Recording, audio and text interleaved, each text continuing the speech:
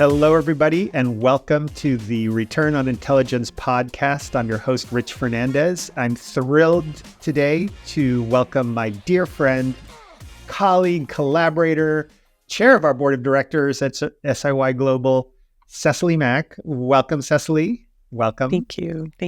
It's wonderful to be here. Thanks for having me. Absolutely. So great to have you. And we're going to have a really interesting conversation today. Let me tell you all a little bit about Cecily first. It's a really interesting biography. I feel like I can really relate to you, Cecily, because perhaps we could say, like me, you took the scenic route in your career, had a really interesting career across media, technology, the music industry, latest in blockchain. And then now offering this body of work called Clear Life that focuses on your upcoming book, Undimmed. But let me sort of backtrack a little bit and share with the audience. You know, you're trained as a lawyer, and you kind of early on worked at Napster Rhapsody, working in the music industry. Super interesting, I'm sure. And then moved on to be the chief counsel at Flipboard. And chief revenue officer as well. So I saw that sort of social media side of things. And then moved on to the blockchain space at Consensus. And then finally as the chief operating officer at Block Demon, which is a crypto infrastructure company, scaling massively and rapidly. And then stepped away from that on your own personal journey, as well as really looking to bring this other body of work that has been really there all along since I've known you, the Clear Life work, living a life that's undimmed. So excited to talk about that. So welcome, and that's a lot of interesting, pivots. Thank you. Lives and work. Thank you. It makes me feel like I've lived a lot of years hearing you describe it that way. Some of those roles felt like lifetimes ago, but they're all stepping stones. So I appreciate the generous intro. Absolutely. All stepping stones, as you say. And, life lived fully and well. With a lot of interesting adventures. I think that would be a great place to pick up the thread, which is you have journeyed through a lot of different industries and organizations, all of them high performing, all of them doing pioneering work. And you've occupied some senior roles in those organizations as well. So I often experience leadership, especially senior leadership, as something of a lifestyle choice. So what's your perspective on that? How has that been for you as not just a professional in the role, but as a person? Yeah, a good question. And your reference to lifestyle choice is so interesting because I don't know that I would have ever described those roles that way, but looking back on it and what it was like living a life while holding those roles with the level of responsibility and accountability that came with them most certainly impacted my lifestyle. And I think, kind of to go a layer beneath the question, what is it that compels us to do these things? And what is it that made me embrace these opportunities? I mean, music to publishing to crypto, those were all over almost 20 years, really tackling the issues of digitization of previously analog offerings. So Rhapsody Napster was digital music, Flipboard was really digital media, and then obviously blockchain and cryptos, digital value, digital currency. And I think looking back on how I embraced those jobs really and how they were a bit of a lifestyle choice ties to my peculiar appetite for challenge. I love finding difficult problems to solve and then working with teams to solve them. And so while I had my own personal life happening while I was living and breathing in these roles, being married, having children, building a family, I had this part of my person that needed to be fed by deep intellectual challenge every day. And then as the years went by, I realized it was actually more than just an intellectual challenge, because I could have gotten that out of other means. It's also the high emotional intelligence demand of interpersonal relationships and navigating all the complexities of working within an organization, particularly a startup that's scaling and kind of having to redefine and reshape itself every couple quarters or so. So the lifestyle was really spun out of that in a way that it was a result of choosing challenge in each role, and then also having to find ways to not let it completely eat up the rest of my life. So it wasn't just the rigor of going into the chief XX role every day. It was also the rigor of, how do we know to turn it off at 6 p.m. and be present for the kids? And when we're not, how do we address that before it becomes too much of a problem? And kind of the full 3-dimensional rigor of that 24-hour cycle in staying in those positions. Yeah, that's tremendous, because it is enlivening, to your point, to have to solve and engage those really interesting questions, challenges, pioneering work, like you said, digitizing a lot of analog domains previously. Mm-hmm. And that in itself is really enlivening. And there's also all these other aspects of life beyond work, like you said, motherhood, family, etc. And really navigating all of that together in that same cycle. So a lot has been talked about work-life balance. Burnout's a concern for folks, maybe over-indexing on work, or work creating an undue burden for folks where you're never really off. But how do you understand that? I mean, is it this a work-life balance thing to deal with burnout? What was your experience around that? I'll start by saying I made a lot of mistakes. I was in my own learning journey of being regularly humbled by not doing a great job of balancing. I'm fortunate in that I was able to kind of, some women come to me and say, how did you do it? You seem like you have it all, right? You've got a family and you've had this really dynamic, powerful career. And in some ways that's true, but there's no guidebook for how to do this. And I in the last several years in particular have deepened my awareness around how I think I actually had kind of a core need for approval or acceptance or praise that drove a lot of my intensity around work.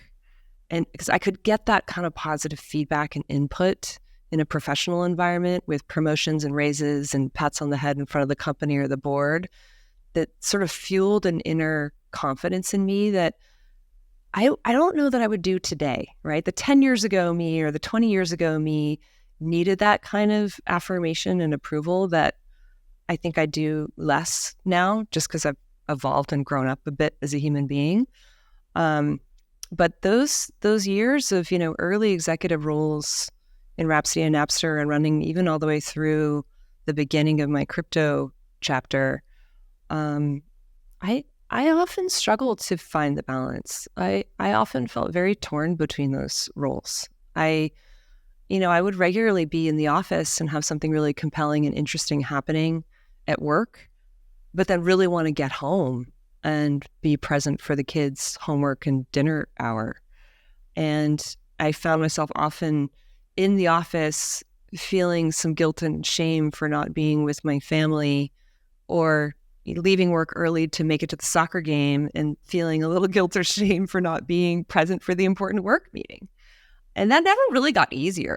That was very difficult. And so I think the key, of survival for me during that period, and ultimately growth, was really trusting myself, not discounting a core gut inner feeling when I felt compelled to say yes or no to something. And there was no formula. There was no, single way to do that. It was just really making sure I was in touch with my values and attuning to those. And to the extent that I could actually listen to myself, then I seemed to make better decisions and struggle less with those outcomes. But the notion of work-life balance is it makes it sound, I think, a little bit too simple, frankly. I don't know if it's a term we should apply to folks. I agree. It's a dynamic thing. It's very dynamic. And to your point, there's no formula around it. So I have Yeah. my own experience around that, right? I also worked in Silicon Valley, right, at eBay and Google at executive levels. And I remember also, I lived in San Francisco. So it was always a shuttle bus commute that was at least an hour. And I also remember days of being, having to balance the decision point of, do I get home in time for Little League or dinner? Or, do I need to stay here and sort of finish this out and get on a later bus? And there was no single answer. It was a sort of like case by case basis. And I have to say, and I don't know what and I'm pretty sure you had a similar experience, I did manage to be there for my kid, and to like really show up. And it's never a perfect solution because yes, there are days where you're going to work late, but there are also days when I will leave early. And even that was true even working in these, in these big high performance organizations. I think for me, it was really important to just extend to myself a lot of grace during that period and have a really open conversation with myself and my family and my team about it as we were growing through it. And there was a moment that I can see in my career journey where that tension shifted a little bit. And I've spent some time reflecting on why there was that shift.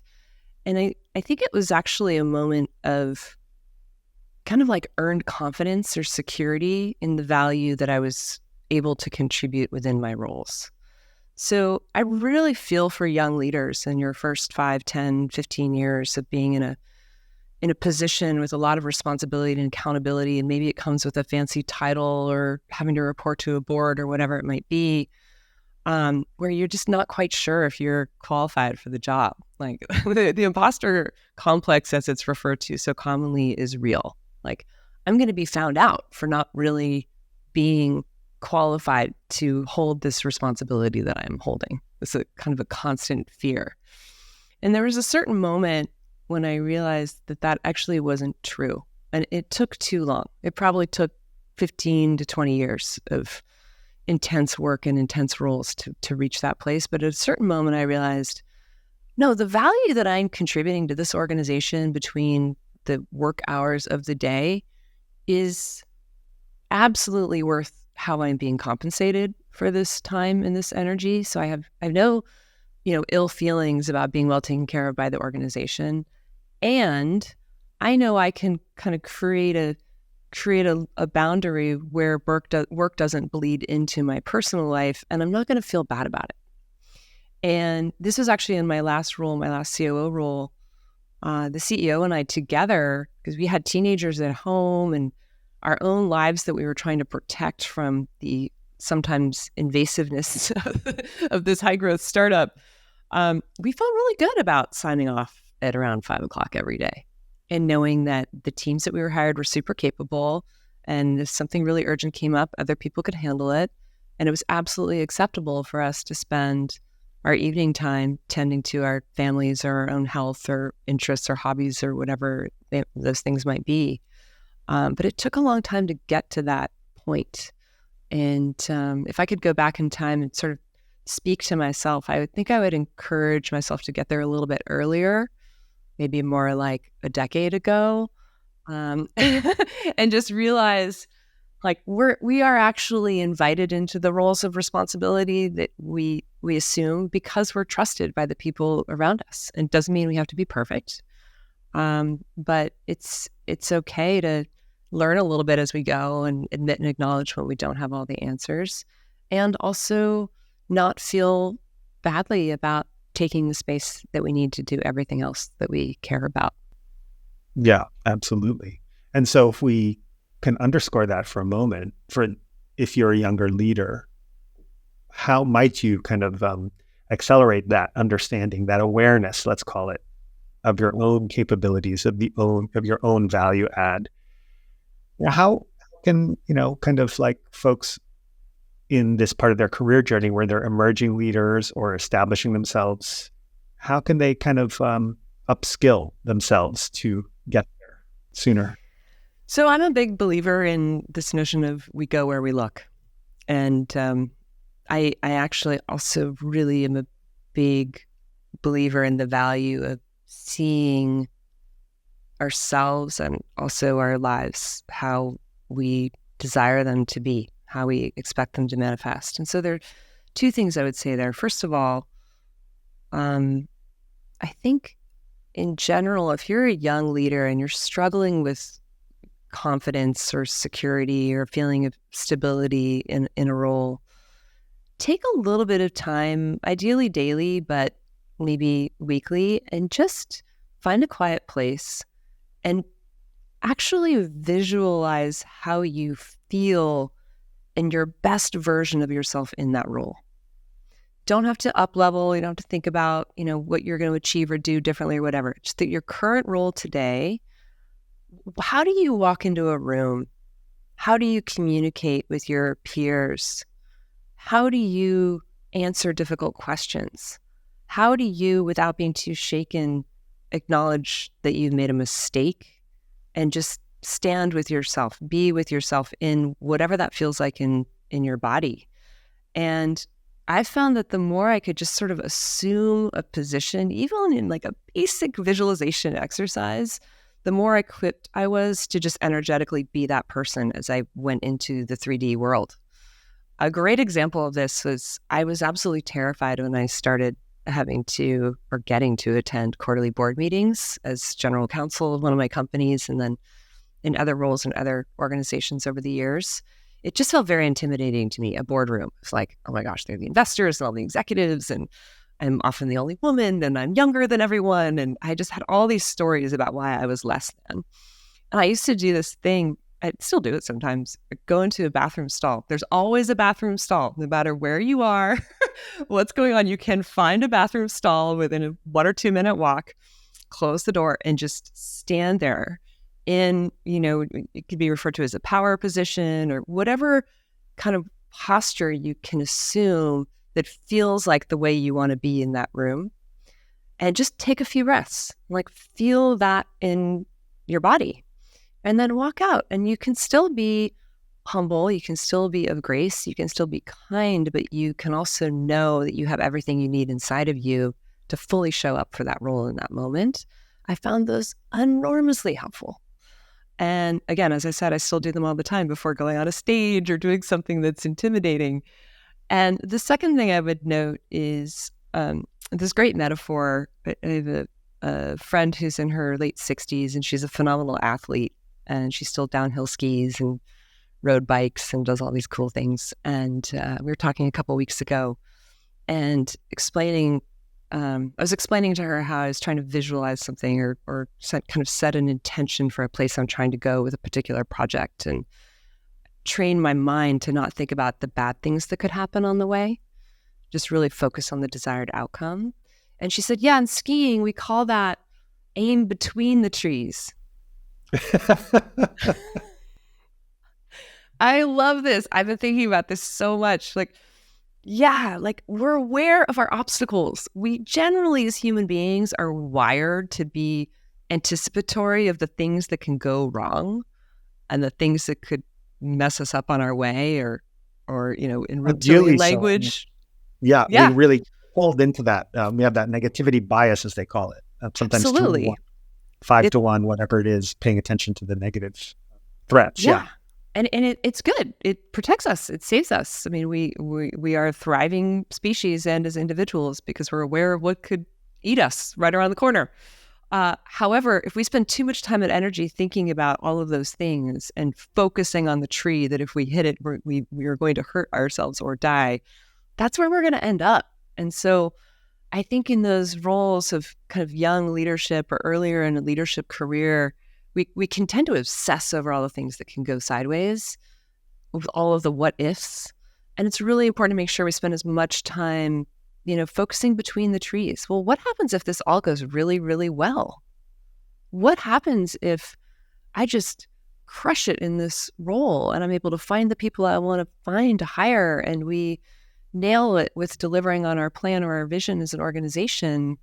the more we spend our energy and time thinking about what we want to find, achieve, where we want to go in between the trees, I really believe the more likely we are to get there. And just to kind of recap, I think 2 bits of advice would be try to feel in ourselves and embody the way we want to be, the way we want to show up in these roles. Pick a few adjectives and focus on them. Try to embody them. And then the second one would be, tune our awareness, tune our focus to where we actually want to go, and a little less on the bad things that might happen along the way. I definitely at times, I worried about not having the skills needed to complete a project I had started, or having a new leader or boss come on board and not know the history of why I was in my position and then try to take it away from me. These are not helpful. Just not a good use of energy. So, yeah. Yeah, I think to name some of the trees also can be useful, just to bring them into the field of awareness, but then to shift the focus, right? So trees could be anything like worry, anxiety, judgment, right? Judgment of self, judgment of situation, judgment of others. And to be aware of those, but not to focus on them, because like you said, aim between the trees, rest the attention, the awareness, the focus in that sort of white area between the trees. I love that. And that's a little bit of a call to, I think, something Rich, you and I share, which is our just kind of in the background and often in the foreground mindfulness practice and kind of self-awareness work that we do to make sure that we are as present as possible throughout all the twists and turns of the day. And the more that we can kind of tune our ability to be self-aware and notice feelings and emotions as they arise, let them move through us instead of grab the steering wheel of the interaction, that can be very transformative and kind of yield this sensation of calm confidence that I think people really look for in their leaders. Whether it's a team reporting up to somebody or an executive looking to a peer, we want that kind of calm, easeful, we're tuned to the things that could go wrong, but we're prepared and we're going to handle this well and with grace. That's right. Because it's not to deny that things are not challenging, difficult, intense. There's this metaphor, I think, in the world of meditation about like being like a mountain, right? In the midst of all of the worldly winds that blow. And sometimes they howl, right? But what's that source of stability, that source of groundedness? Yeah. In the midst of all of the challenge, in the midst of all of the worldly winds. And we can do that for ourselves. We can create that for ourselves through these practices.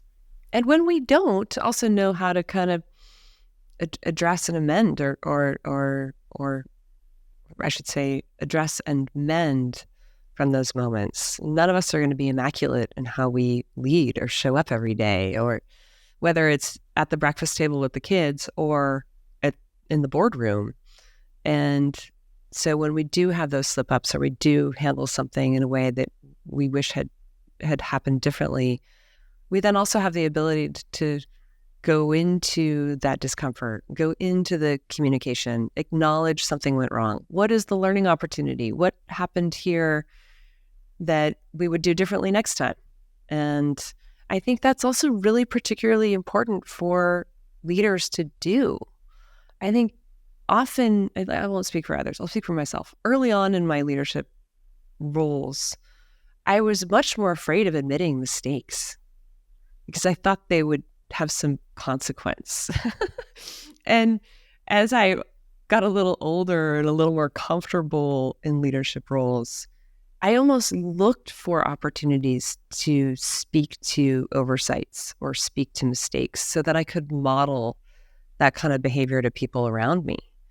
It is totally unreasonable to expect ourselves or each other to go through our days with perfection and not have moments of emotional dysregulation or anxiousness that trumps our better judgment in a particular situation. And to the extent that we can have the maturity to reflect and go back and go into the discomfort of the, hey, can we talk about what happened yesterday? I was not at my best. I had some things going on. Hadn't eaten lunch yet. I was stressed. I just got an upsetting email, whatever it is. And in owning that, then we model that the other people with whom we work can do the same thing. And then you end up with a high functioning team that is authentic and candid and growing together instead of performing together, which can be really a lot less fun and a hell of a lot less productive at the end of the day. So helpful. And, I think it really extends to what you were talking about, which is getting the results, because sometimes very often we get the results. Sometimes we do not get the results. In our own organization, as you're well aware, being on the board, we missed plan last year. And yet I was bullish. As the CEO, I was bullish because I knew what we had in the pipe. And knock on wood, so far this year, we're on plan, and momentum is gathering, and it's going really well. So it's navigating those moments and also not letting the sort of alarming situations that do naturally arise. Right? Yeah. Sometimes you will be on target, sometimes you won't. Yeah. But it's being able to navigate those, right? We see this a lot right now with two little quick stories to tell. One, I have a very, very vivid memory in my first Silicon Valley executive role, being on a walking one-on-one with my CEO. And he asked me to follow up on this very complex issue in our Series C fundraising. And I was so out of my comfort zone doing this work. I had never done a venture raise before, particularly not as a general counsel for a startup. I was managing the law firm, the investment banks, the whole thing. And I'd been kind of cobbling the work together with whatever resources and tools and voices and advice I had available to me at the time, week over week. And we were on this one-on-one walk, and he asked me this, kind of next question. And I turned to him and I said, you know what? I have no idea what the answer to that question is. And he put his hand on my shoulder and he said, Cecily, I need more of that out of you. And it was awesome because it freed up this whole next level of our ability to work together. I realized I'd actually been undermining his confidence in me because I seemed to have all the answers all the time. And truth be told, I only had half of the answers half of the time, and I was just trying to cover for my deep feeling of inadequacy in the role. So the more I could just kind of own up to it, the better off we were. And it really opened up a whole next level of our working relationship. The second story I'll cite is now, Wisdom Ventures, we have 30 portfolio companies sending us regular updates on how they're doing. And it's always really interesting reading those emails. They reflect so much about the founder and the team as they come in, even in just a few paragraphs. And my favorite ones, the ones that generate the most confidence and enthusiasm for me as an investor, it start with, this is our biggest challenge right now. This is what went wrong this quarter. Here's the bad news we want to make sure you know first. They just own it. Like, this is what's hard. And then they go into however, we secured this and we managed that and we achieved this and we hired so-and-so. And you kind of get the tough stuff out of the way at the outset with your chin up. And then you feel like you're actually getting a bit more of an objective, truthful communication about everything else. If it's all sunshine and rainbows all the time, I kind of wonder, what's really going on there? Because there's no way that building a startup is all sunshine and rainbows quarter over quarter. No way. No way. And you mentioned this idea of covering. That's an actual, there's a wonderful book called Covering about that whole sort of faking it, right? Because you don't know. As opposed to kind of embracing and owning the situation as is in an empowered way, right? And then navigating.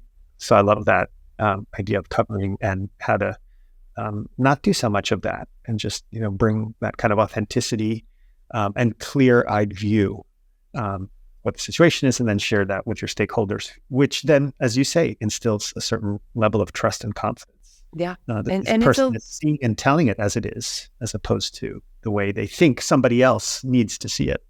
Yeah. I found that to be also a work lesson that has cascaded into a life lesson too.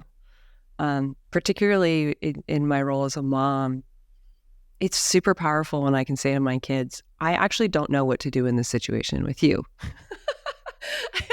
You are the first teenager I have had in my household asking me to do this thing, and I don't know the answer. And so I'm going to think about it for a little while, and I'm going to get some advice from people I trust, and I'll get back to you within 24 hours. But, hands up, I don't know.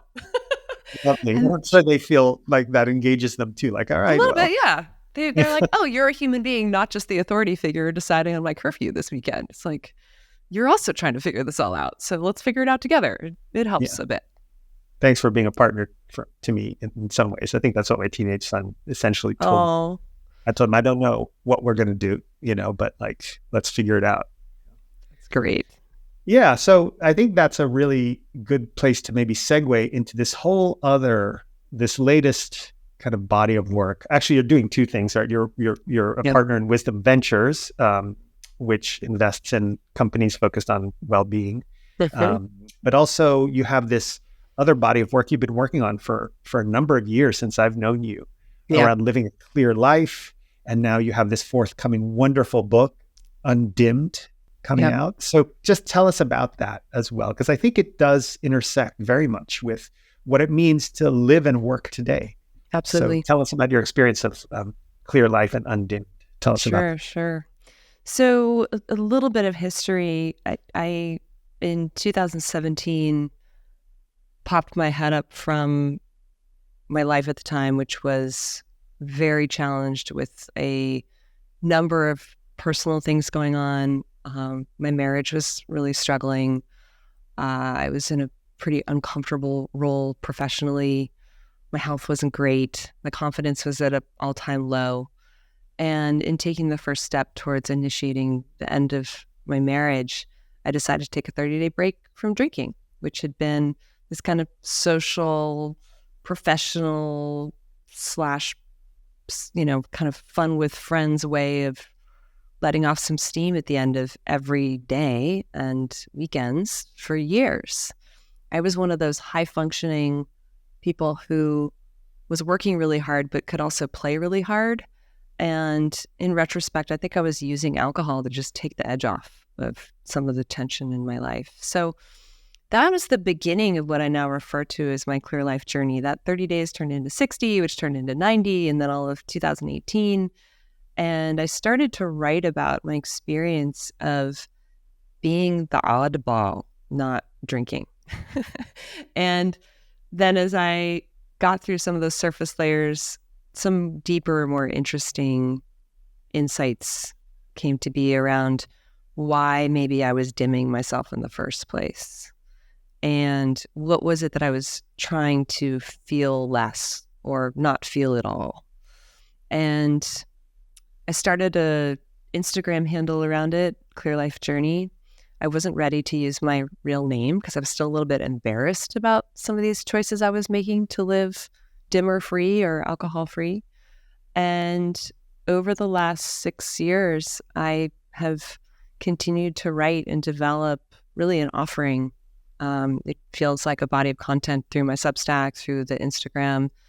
I've just released also my own podcast, Undimmed, and then there's a forthcoming book, which I'm really excited about. And the body of work is really an invitation for folks to reflect on what we're doing to feel less or soften parts of us that maybe we want to experience with more full presence and clarity. And dimmers are not all alcohol. The offering applies to really anything that we use to soften our edges. So that can include shopping, sex, work, exercise.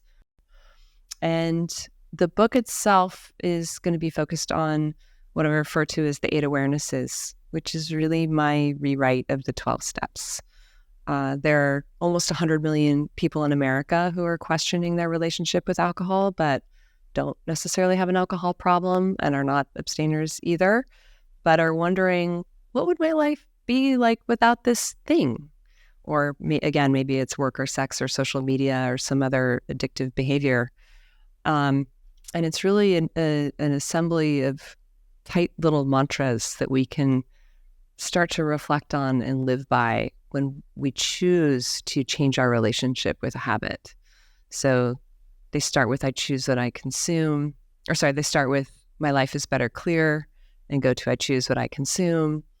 They kind of cascade into attuning to intuition and healing relationships and how we spend our time and not being judgmental. And the idea is that it's not about a diagnosis or a stigma or a label. This is really an invitation to, with curiosity, explore our relationship with something that might be holding us back from our best life. So I obviously have a lot of passion for this work. It's something I wish was available to me when I started. I couldn't really find a framework to use for my own experience. And I lost my mother to an alcohol-related cancer 13 years ago. It's something I wish was available to her so she didn't have to label herself to reframe her relationship with something. So that's Clear Life. That's Undimmed. Yeah, it's fantastic. I've had the privilege of sort of seeing iterations, drafts, and various things. And just the notion of living life without dimmers, right? Allowing you to be your best self, whatever that dimmer may be. Could be relationships, right? A relationship, a friendship, whatever, dragging you down. And it's a very powerful set of precepts in a body of work. So I'd encourage folks to listen to Cecily's podcast. It's really, really interesting. Thank you. Look for that book, Undimmed. When's it go out, Cecily? It'll be the very beginning of 26. So, okay. Yeah. Great. Yeah. Yeah. And you have the Substack as well, so they can find you there. I've really enjoyed connecting with the community on Substack. It's a great kind of blogging and community platform. And it's also been a place for me to meet some of the people that I'm inviting onto the podcast. So the podcast is really conversations with people who are on some version of this journey. Some famous, well-known, some lesser or not at all known. And I really just try to create a place where they can tell us how they got to where they are today and what they learned. And there are a lot of relatable, really interesting, different stories coming through that medium, which I appreciate. As you know, the podcast conversation is its own magic. Yeah, it's magic. So thank you for making that offering in the world. It's really, it's needed, and I think really supportive of growth personally, professionally, like in all the dimensions. And thank you for today as well. I think we can probably conclude here. I mean, it's been so interesting. Of course, we've been friends for years, but it's just really fun and interesting, I think, to talk about your trajectory, your work, your experiences, really bringing this human dimension to it, Cecily, which you always do, and tools. Tools ultimately to live a life without dimmers and, be your best self. I think people will really get a lot from your experience and, some of these offerings that you've made. So thank you so much for being here and joining us today. Of course. Really happy to be here. And it's so amazing the work you continue to do at SIY, Rich, not only the actual product and what the organization is bringing forth into the world, but I hope you are aware and are told often that the way that you're doing it is also really impactful. I think that, we didn't speak to it explicitly today here, but the best thing a leader can do to help define an organization is to walk the talk and kind of be the embodiment of what we're encouraging within a team. And I see you do that in so many different ways at SIY. And I think it's been one of the great joys of supporting the organization this time, seeing how you do it and learning from you. So thanks you for keeping at it. Yeah, I really appreciate that. Thank you. And so onward together. Onward together, as we say. All right. Amazing. Thanks, everyone. Thanks, Rich. Have a great rest of your day. Ciao.